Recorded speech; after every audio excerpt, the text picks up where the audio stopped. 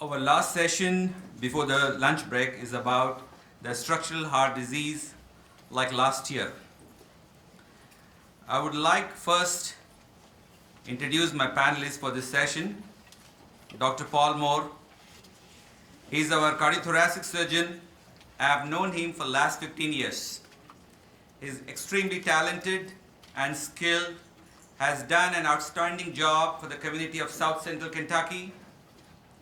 We are going to soon launch a transcutaneous aortic valve replacement program under his leadership at the medical center. This will be an awesome addition to the services we provide to our patients with severe aortic stenosis who cannot have an open repair.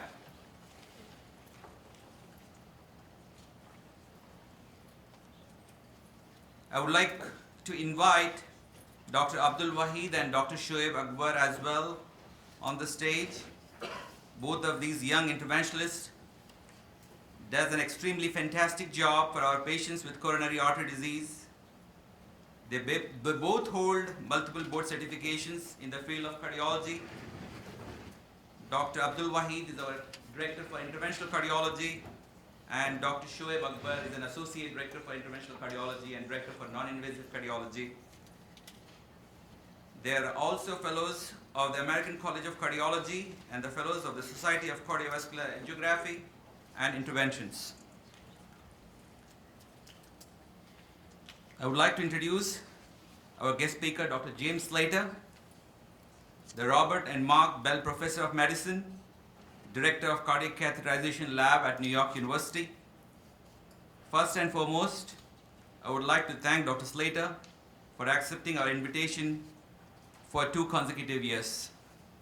Dr. Slater is going to talk to us about percutaneous approaches to mitral valve repair, with a focus especially on mitral valve clipping, which mimics edge-to-edge leaflet repair technique. Dr. Slater is one of the principal investigators in ERIS 2 trial, which dealt with percutaneous mitral valve versus surgical mitral valve repair in patients with mitral regurgitation. Last year, as you all know, Dr. Slater gave an excellent review of TAVR, and we took initiatives to bring TAVR program to the medical center. I'm hoping this review from today will enthuse us to consolidate our structural heart disease program at the medical center and Western Kentucky Heart and Lung. I'm very fortunate to have trained one-on-one with the very best. Ladies and gentlemen, please welcome Dr. James Slater.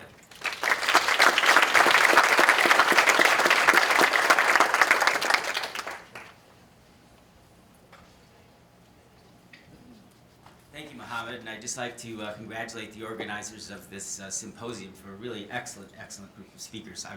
I've learned a tremendous amount, as I'm sure all of you have, and of course it's just my luck to follow a whole bunch of talkers who are a combination of Jimmy Fallon and Barack Obama in terms of their eloquence and ability, but I'll try to do my best. And I'll just point out right from the beginning the difference between a congestive heart failure specialist and an interventional cardiologist.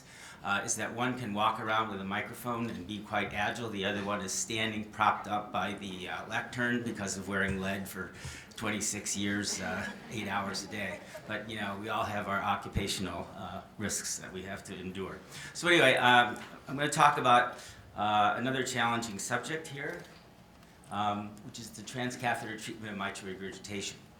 And why do we even talk about this? I mean, we have excellent surgeons in the United States. These guys are, technical geniuses for the most part. The kind of things they do and the way that they approach and treat their patients in very complicated ways with excellent results is almost impossible to improve upon. And here's really the crux of the matter, and I have no disclosures relative to this presentation. The crux of the matter is that we're getting old. And in fact, we're getting older all the time. The curve only goes in one direction. And valve disease, believe it or not, we don't tend to think of it this way sometimes, except in aortic stenosis, but it's really a disease of older people. And you can see here, the pointer is this one. Yeah, okay. You can see in older people that you really start to see the bump up in valve disease starting at the age of about 65. And it's not just aortic stenosis, which is this thing right here in the sort of the amber here. It's this. Here's mitral regurgitation right here, and you can see that by the age of 75, that's when you start to see mitral regurgitation really appear. Well, as you get older, surgery is a much harder row to hoe. Why does this happen? Why do these valves tend to wear out when we get older? I'm not exactly sure, but I just think that it's wear and tear over time. Your heart beats 37 million times a year. Okay, so by the time you're 65 years old, just do the math and see how many times it's gone lub and bub. And every time those valves are opening and closing, and there's a lot of wear and tear in the system.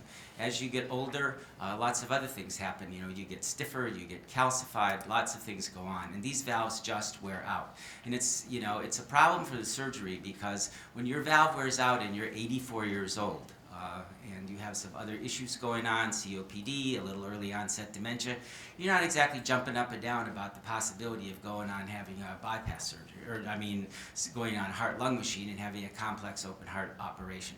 And that's just common sense, frankly. So there is a need for these kinds of new and what I think are potentially revolutionary types of procedures, which has really opened up a therapeutic window for elderly patients who in the past simply declined to have treatment for their disease. Okay, so this is what we're going to talk about today. So mitral regurgitation as opposed to aortic stenosis is a more complex disease because the valve is a more complex valve and the etiologies are more diverse and varied.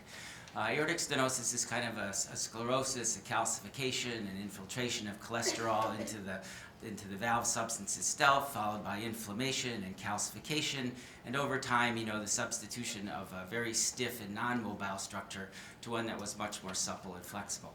In mitral regurgitation, it's a little more complicated because you can have disease of the ventricle, which has nothing to do with the valve at all, that dilates and pulls the valve apart, and now you have severe mitral regurgitation. You can have mitral annular calcification that goes into the annulus and then slightly into the valve itself and pulls the posterior leaflet, most usually away from the anterior leaflet, and that's all that's wrong with the valve, but nonetheless you have severe regurgitation. You can have a rupture of a chordae, and now you have all of a sudden whoppingly severe mitral regurgitation, and you went from being almost normal to being completely breathless in the intensive care unit. Combinations of those things, and this is what you see. So it's a much more difficult disease to come up with simple solutions for.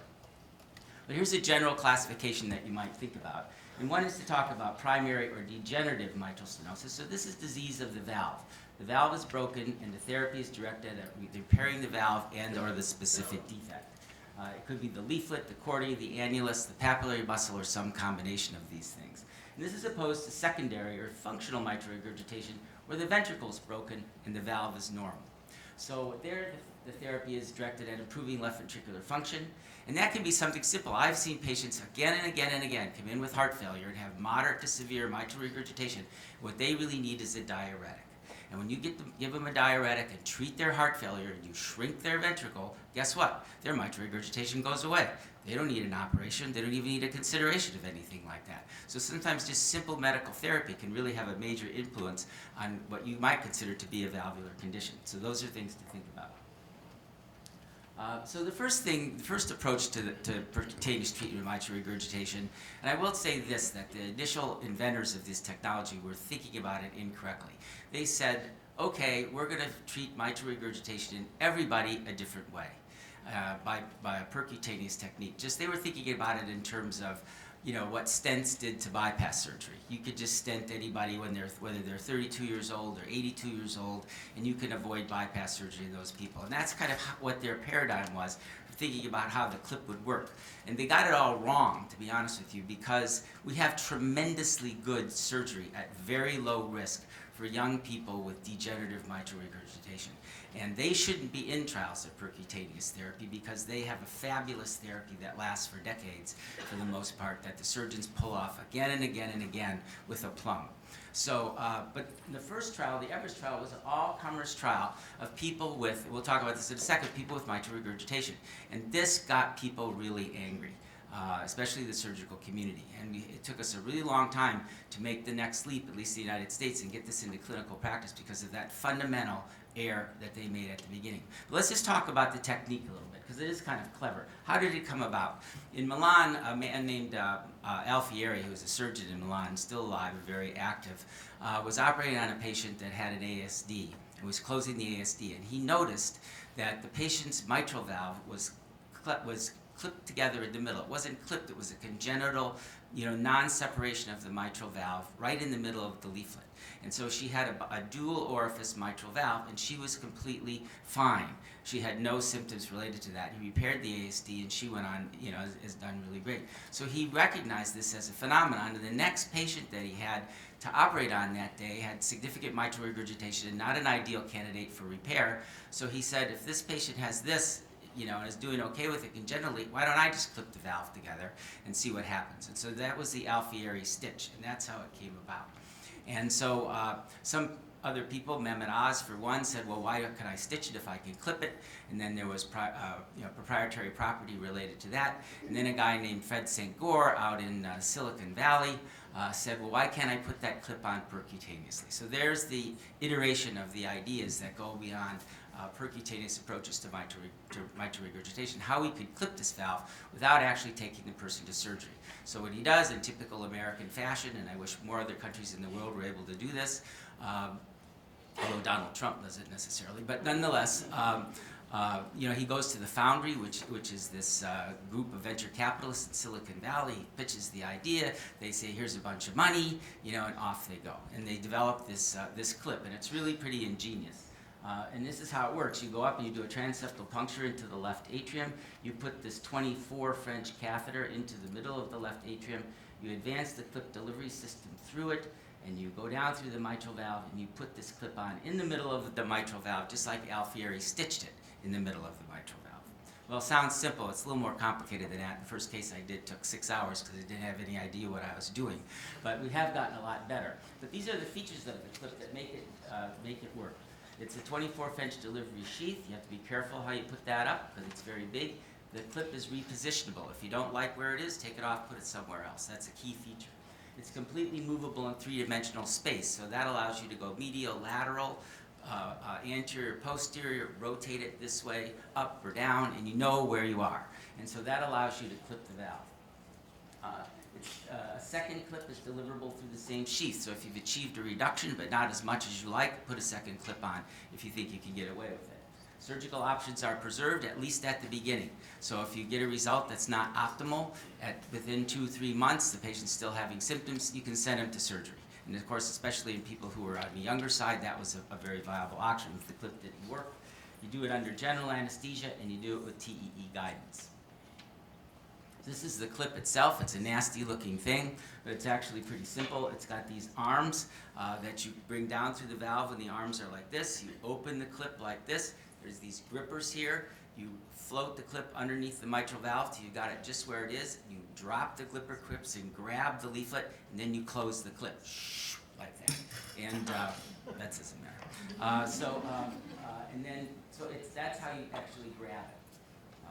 And these, I think, are useful. This is some data that we published using 3D echo, 3D transesophageal echo to make this procedure possible.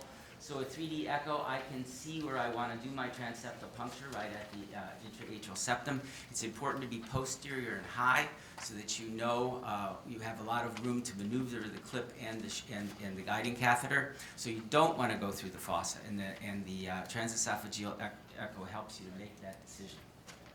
So now I need to know where my sheath is in the left atrium. Here again, transesophageal echo makes all the difference.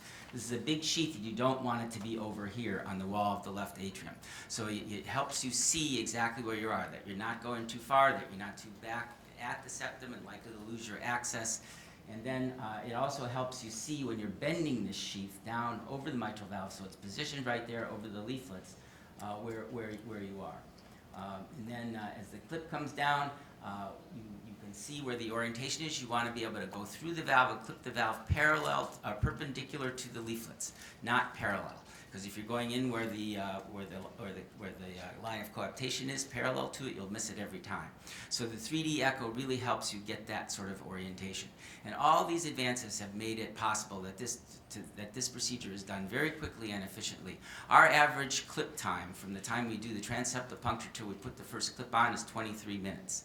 So it's very fast. And second clip is even faster than that. So our average table time for a patient, once they're anesthetized and we're accessing the groin, is about an hour and a half. That's a long case. So it's really, once you get it down, you've got a lot of these under your belt, you're good at it, you can make this procedure very slick and very quick. And you can see this is the kind of result you typically get. Here's a ton of MR, and here's some MR. So you don't get that surgical result most of the time where, hey, the MR is gone, you're 33 years old, you know, you're back to normal, forget about that mitral regurgitation. You're always almost left with some degree of MR.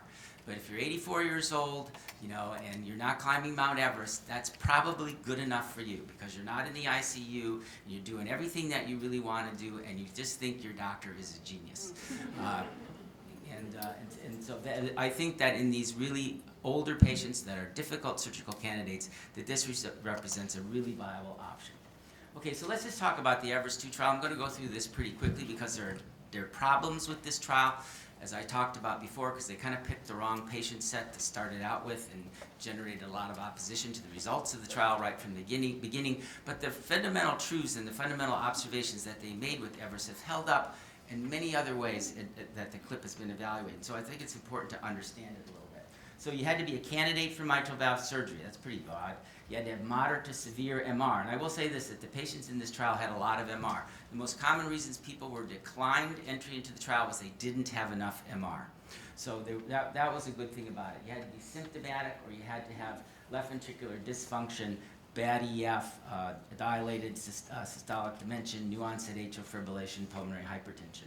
You had exclusions, which are the usual ones: early heart attack, other surgeries, bad kidneys, endocarditis, rheumatic heart disease, valves that are not normal, that are really deformed and inflamed and scarred, et cetera, wouldn't be obviously good candidates for clipping, and they're not. So we picked those cases very carefully now, but these were completely excluded from the trial.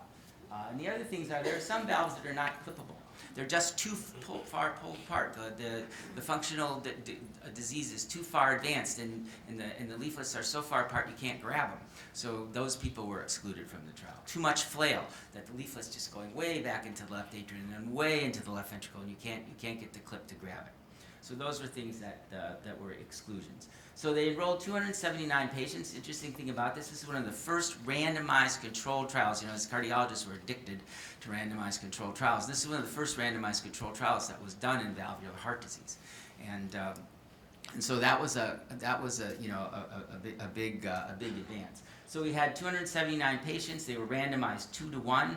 So 184 went into the device, 95 in control, and they were followed at baseline, 30 days, 6 months, and then annually.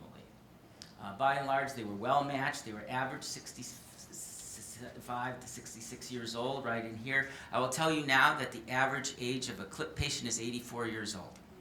Okay, so this is like kids. These are kids with mitral regurgitation for the most part. And but you can see that they're, except for a little bit more heart failure in the CLIP group, they're really very well matched. And so here was the results. This is the efficacy. It was a non-inferiority trial. The CLIP was just supposed to be not inferior to mitral regurgitation. Well, if you think about that, that's a pretty gray area. Non-inferiority as a statistical concept is like two sports teams. The Colts are not inferior to the 49ers if we give the Colts 17 points. And so, well, why 17 points and not 5 points, And guys in Las Vegas figure that stuff out, and they're pretty good at it, actually.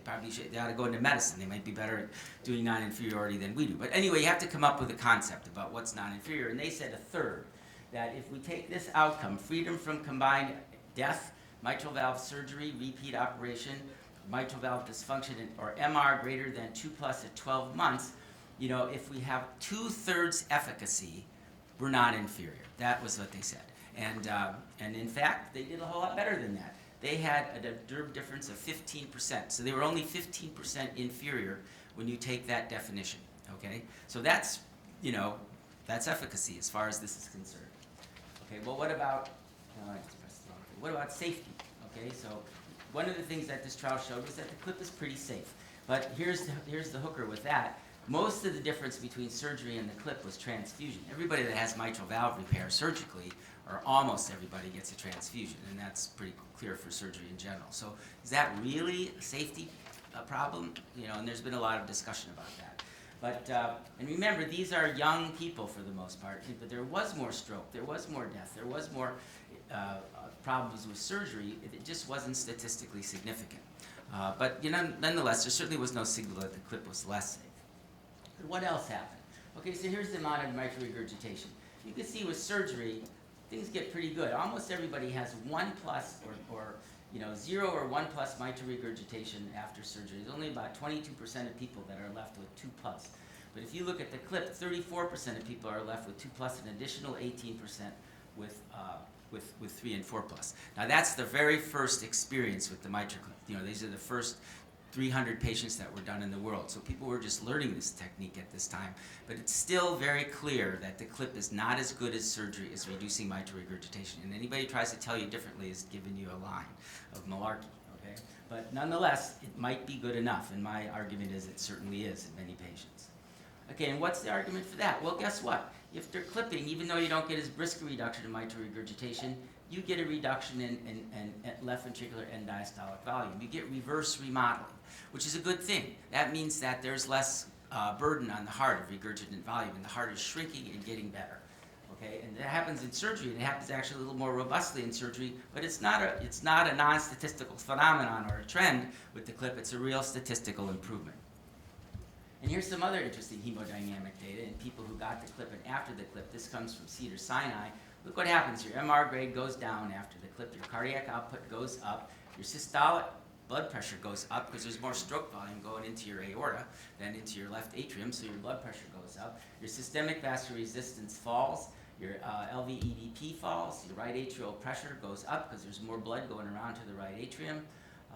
And all these things get better. Your diastolic volume goes down and your EF goes down like it should because you're dealing with a higher afterload situation once you repair the mitral valve than you did before. So all of these trends in a fairly large cohort of patients are better hemodynamically. So that, I think, is a strong argument for the efficacy of the clip. And here's just an anecdotal case of a patient we did. This is the little old lady, who comes in with a ruptured chordae. She's in the ICU. She's short of breath. She's very unhappy. She's 84 years old. We take her to the cath lab because we're going to clip her. And here's her left atrial pressure tracing. So her left atrial pressure, her CV wave is 60. Okay, so now you know why she's unhappy, because she's really in hemodynamic distress from this. So we put 2 clips on her mitral valve, and there you go. Her CV wave now is around 18.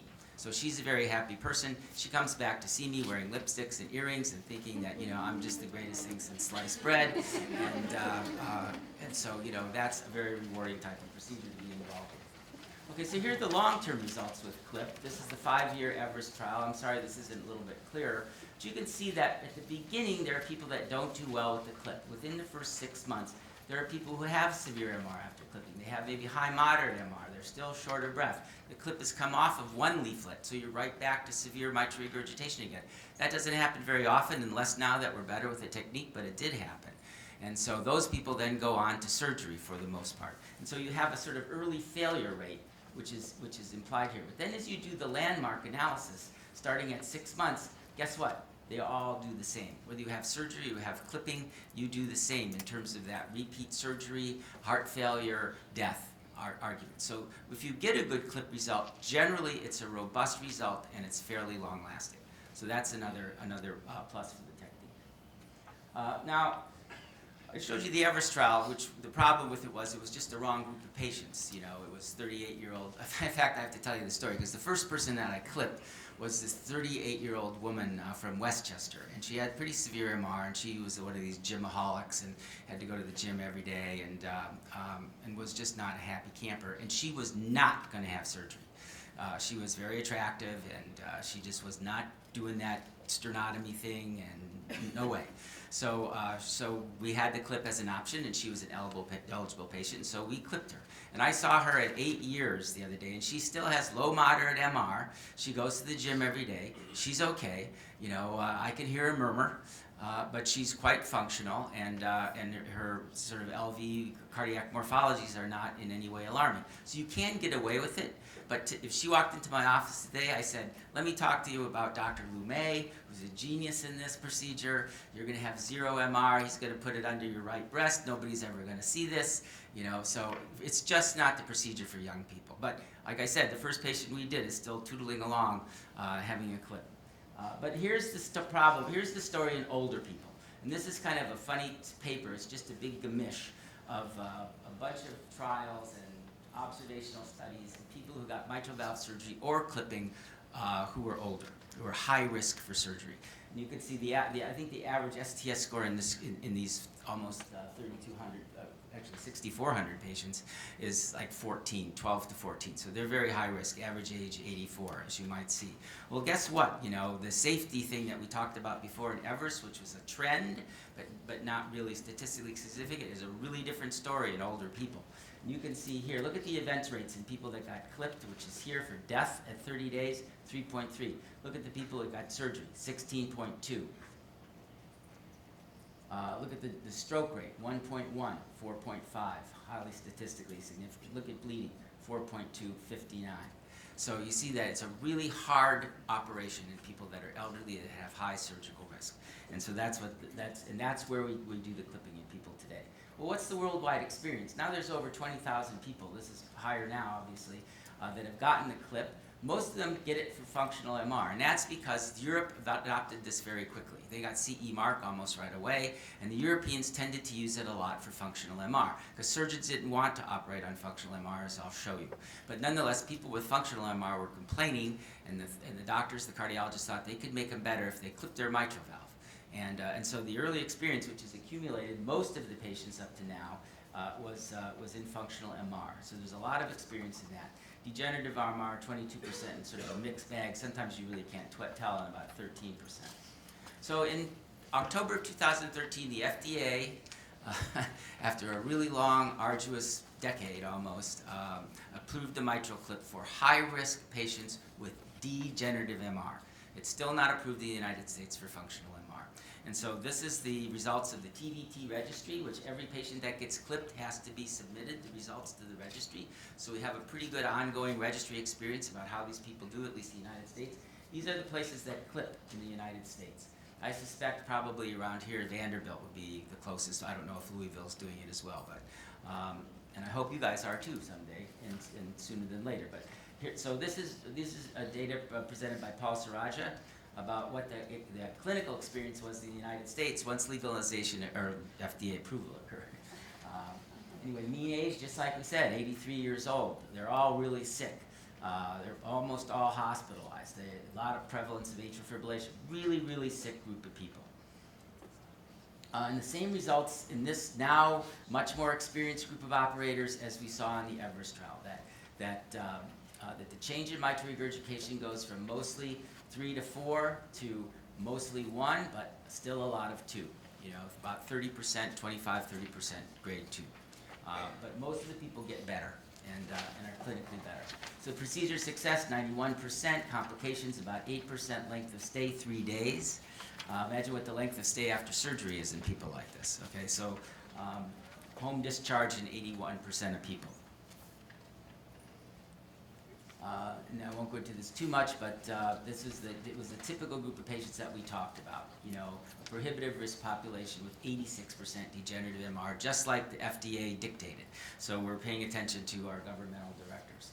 Okay, so let's focus on functional MR. What's the problem with surgery in functional MR? It doesn't make any difference in terms of survival. There's never been a randomized trial of it, but when you compare people that surgeons have operated on, like at the University of Michigan here, versus people they treated medically, survival's the same. So why are you operating on people with functional MR? You're operating on them because you think that you're going to make them feel better, or you think that you're going to reduce rehospitalization for heart failure, which we all know is very important. But nonetheless, the FDA has said, no way, we're not clipping this because we're not sure it makes any difference. So they made the company, Abbott, which makes the clip now, do a trial. This is called the CoOp trial. And I'm mentioning this right now because if you have patients with functional MR in the United States, unless you can figure out some way to make functional seem like degenerative and get your interventionalists to do it, you have to send them to a place that's doing the CoOp trial and get them enrolled in that, which I think from here would probably be Vanderbilt, is in the CoOp trial. So the CoOp trial is really a randomization of all comers, because it's not people who are high risk for surgery, it's just people with functional MR, because we know surgery doesn't improve survival, so we don't care how old you are. It's just that you've been hospitalized with severe functional MR, you have a high BNP, despite medical therapy. Optimal medical therapy, you're failing because you're either being readmitted with heart failure or you're very symptomatic with heart failure. You're randomized 1-to-1 to clip to medical therapy. And that's what we have now. The trial will be about 250 patients in each group. They actually finished the trial and then they decided they wanted to put a few more people in it, so it's been prolonged probably for another year and a half. And then there's a 2-year follow-up, and then we'll have some data. And the outcome of that trial, the outcome variable, is readmission for heart failure. And it's not survival, it's not death. They'll look at all that stuff, of course, but it's readmission for heart failure is what they're really trying to reduce. So we'll see how that goes, and if that turns out to be positive, then this will be a viable option for those kinds of patients as well in the future. Okay, so we just got through all that stuff faster. So let's talk about other device solutions for MR. The clip is the one that's way in advance, the farthest along, and that's why I talked about it the most. And you can see that here's some other solutions. I'll go through these pretty quickly. One is a mitral spacer. Let's just put like a balloon, an inflated balloon in that orifice so that it blocks the return of blood into the left atrium. Other is indirect annuloplasty, because the coronary sinus, which you can easily access from the superior vena cava and the right atrium, tends to parallel the mitral annulus. So if what functional MR is a dilation of the annulus and pulling the valve apart, if I put something in there and shrink the annulus together, then that ought to help that. I'll pull the valve together. That's the concept, and that actually does work. The problem is that the circumflex coronary artery runs right in that space. And so about a third of the time that you pull the annulus together, you close off the circumflex coronary artery, which isn't necessarily a great thing in people who have bad left ventricular function to start with. So that was a limitation of the technique. But nonetheless, this company, CerlanDan, has gone on to complete a trial and has CE mark in the US and has some other ongoing trials, and we'll see where that goes. The other approach is direct annuloplasty. So instead of going into the coronary sinus and trying to manipulate that, I'll just go right at the annulus. I'll put a series of sutures in the annulus percutaneously and cinch them together and shrink the annulus that way. So I don't really attack the valve, I attack the annulus. And that also is coming along with trials in Europe, and I think one of these companies, either Actus Inch or Mitral Line, has CE mark at this time. Cardioband is another way to do it. We go into the left atrium, we put a series of bands on the mitral annulus in the atrium, and then cinch those together and close the annulus that way. And you can also tie that to an annular, to a radio frequency activated ring that would shrink further. So as the ventricle dilates more and the annulus gets pulled apart more, you can actually shrink the band non-invasively from outside the body. And that's more of a theoretical concept than anything, but these are the kind of things people are thinking about. For chordal rupture, instead of say going in and replacing the valve, you can actually replace the cord. And surgeons are doing this at the current time in Europe, and I think it's approved in the United States for that at this point, and there are ways to do that percutaneously that people are working on as well.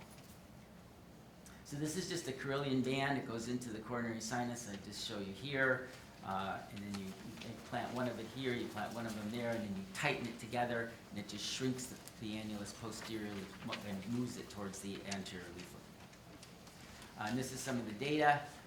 It shows that the regurgitant volume improves in people that they can, when they try it, they can leave it in because there's no problem, as opposed to people that had to take it out.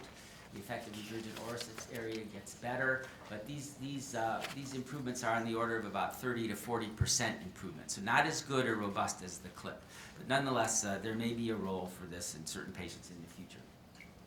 This is the Actus Inch or mitral line device, where you go in across the aortic valve with a sheath. You put a suture in the you put a clip on the left atrium. You move that around and on the annulus. You do it again. You do it again. And you tie these clips together with a cinching knot and shrink the annulus in that way. This is the cord technique, where you see how they go in and they attach the cord to the myocardium and into the valve itself and sort of pull back that flailing leaflet. This is another thing that you can do, and we do this quite frequently. One of these things, you have a prosthetic valve that you put in somebody in their mitral valve, and they're 65 years old. Now they're 85 years old, they're 83 years old, and that valve has failed. That happens all the time because these valves, are not perfect and they don't last forever. So now you're looking at a reoperation in somebody who's that age. I don't think I can get this to work because I get it to play. I should have put it on automatic play. But You can see this is a valve that's really degenerated. It's severely regurgitant. And what we can do is we can go either transapically, putting the catheter right at the tip of the heart, and then putting in one of the aortic valves that TAVRs that we reduce, we turn it around the other way, and then we put it in that mitral annulus, in that mitral valve. And it's perfect because the valve has a sewing ring that's very rigid. Okay, and you can just smack that valve up against the sewing ring, and it just stays there and becomes a completely functional mitral valve. And so that works really, really very well. And we've started to do this now transeptally. So we go up with the transeptal system. We put the same sheath that they would use transapically into the left atrium through a transeptal puncture, again with TEE guidance, and we put the valve in that way, which saves the person the transapical puncture. And that works quite well. And so what you usually end up having is, instead of whopping severe MR like you see here, you end up with a little bit of perivalvular leak here. But by and large, the regurgitant volume is dramatically reduced, and these patients are much better and have been saved a reoperation. Now, what's the problem with small perivalvular leaks? We all know you can get hemolysis. So if that's a problem, what you can do is at a later time is you come back in with a little plug or closure device, and you put that in where the hemolysis is occurring and try to stop that. So you try to do all of this in these elderly people looking at reoperations percutaneously, and they appreciate that. Well, what's the be-all and end-all? The be-all and end-all, well, it's just like TAVR, let's just replace the mitral valve with a new valve. And so that's the current rage right now. And so we have 1 million companies that are interested in trying to put just a new mitral valve in place. And here's the concept. You can see that they have a cuff that goes in the left atrium. These things sort of stick into the left ventricle a little bit, and you put that in place, and all of a sudden you have a functioning mitral valve. Nothing gets sutured, of course. It's done percutaneously. Either transapically, that's probably the most experience with these, is through a catheter transapically, although a lot of people are now looking at this transeptally itself. So what are the pros and cons of this? Of course, it's feasible. We have a lot of MitraClips. We could do this percutaneously. We hope we could get like surgical outcomes, that we're not stuck with moderate and mild MR in a lot of people, because the valve is now a functional valve, just like a surgical valve is. And the idea is that it may overtake surgery as the standard therapy for mitral valve disease. So those are the optimists in the crowd. The pessimists say, no way, the mitral valve is way too complex. The reduction might not be robust enough. You may have a lot of perivalvular leak. And percutaneous valves will be plagued with perivalvular leak and LV distortion, because they're sort of big, and what they end up doing is going into the left ventricular outflow tract. And so there may be a lot of issues with left ventricular outflow tract obstruction related to the implantation of these valves. We just don't know yet. We have to accumulate the experience.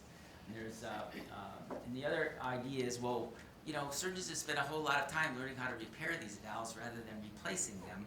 Why do you want to go to a be-all, one-all of replacing every valve? That's like a step backwards. Because when you do plastic surgery on your valve, and the surgeon puts in a ring, and he modifies the leaflet, and he does this and he does that, and he makes your valve work perfectly again, you don't have an endocarditis risk particularly. You don't have to take anticoagulants for the most part. You're really pretty functional because he's done plastic surgery on your valve.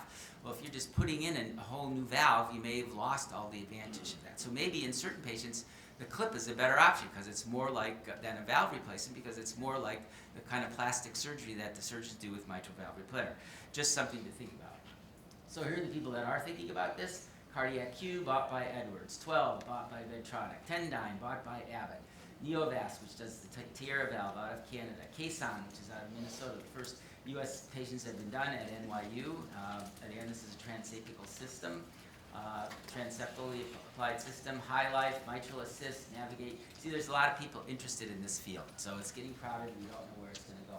This is kind of what these valves look like. I'm just going to go through this. It's kind of a medley of them. Here's the Tiara valve. It's sort of D-shaped. It goes in transapically because the mitral annulus is D-shaped. And you put that in pretty quickly. I saw a case done at TVT. If it took him 15 minutes, I was surprised. It could be really very quick. Tendyne valve is another one. Medtronic valve. They're all sort of the same. Now, I just want to say, to wind up this talk, hopefully not too late, that the other problem is tricuspid regurgitation. We're starting to get some percutaneous approaches to this as well. And one of the ways you can approach this is to do TAVR. And so you take the aortic valve and you turn it around the other way, and you put one at the inferior vena cava, you put one at the superior vena cava, You usually put a metal stent in there first to be able to anchor the valve. And so what you do is you kind of ventricularize the right atrium and put your valve higher up in the system.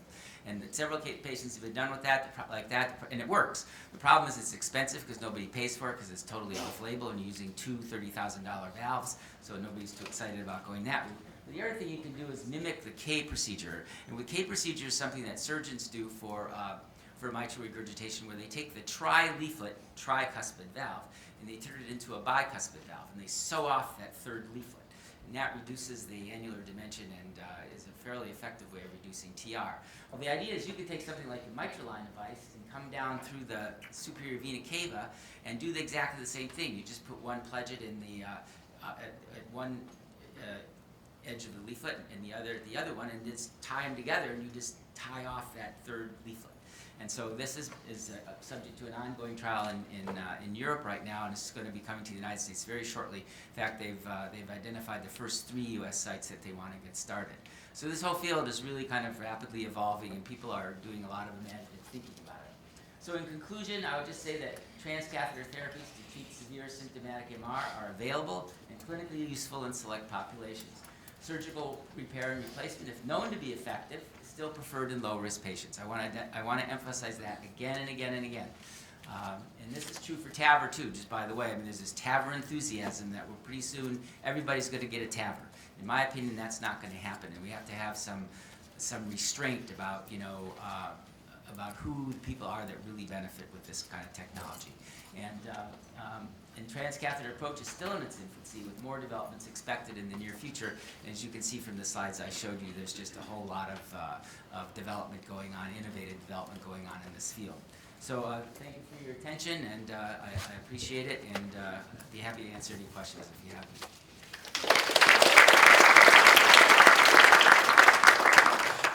Jim, I had a couple of questions.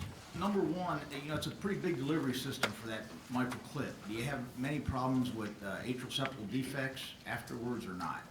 Surprisingly, not usually.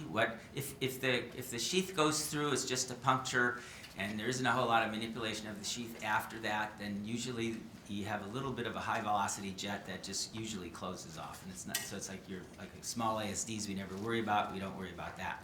What you get into trouble with is if you're having to do a lot of manipulation and the septum tears. So instead of just that puncture hole, now you have a little incision or rent in the septum. Then you can have a big ASD, and we always look for that afterwards. And if we have that, we close it. So we still have the sheath in there. We just put a stiff wire up there. We bring up an Amplatz ASD closure device and just close it. So it's not usually a big problem. And post-operatively, when you follow these patients, is there much incidence of developing mitral stenosis due to fibrosis or healing around the clip? That's a very good observation, and I should have mentioned this because that's one of the limitations with the clip, is that you are narrowing the valve by definition. So and usually the magic number is 4. If your mitral valve area is more than 4, you usually can clip these valves without much worry. And you can put 2 clips on, almost all the time with 4. But after every clip you put on, you measure the gradient, and you see if you've caused reduction. And oftentimes we do this trade-off. I've even done it with, if I really tighten up the clip, my gradient is 8. If I make the clip a little less tight, then my gradient is 4, and now I have mid-moderate MR as opposed to high-mild. So I'll make that trade-off sometimes, but you have to look at it. And if you don't look at it and you pull the patient out of the procedure and you've left them with a gradient of 9 or 10, when they're under general anesthesia, et cetera, they're really miserable when they wake up. So you have to be very cognizant of that, and it's a limitation. On the other hand, sometimes they don't call it the mitral clip; they call it the mitral zip in Europe, because they treat these functional patients, and sometimes their annuluses are so big they put 7, 8 clips on. They just start where they can grab the valve, and then they just keep going until they reduce it, and the patients tolerate it just fine because their orifice areas are so large. But it's a very good question, and you have to pay attention to it. All right, thank you very much. Enjoy your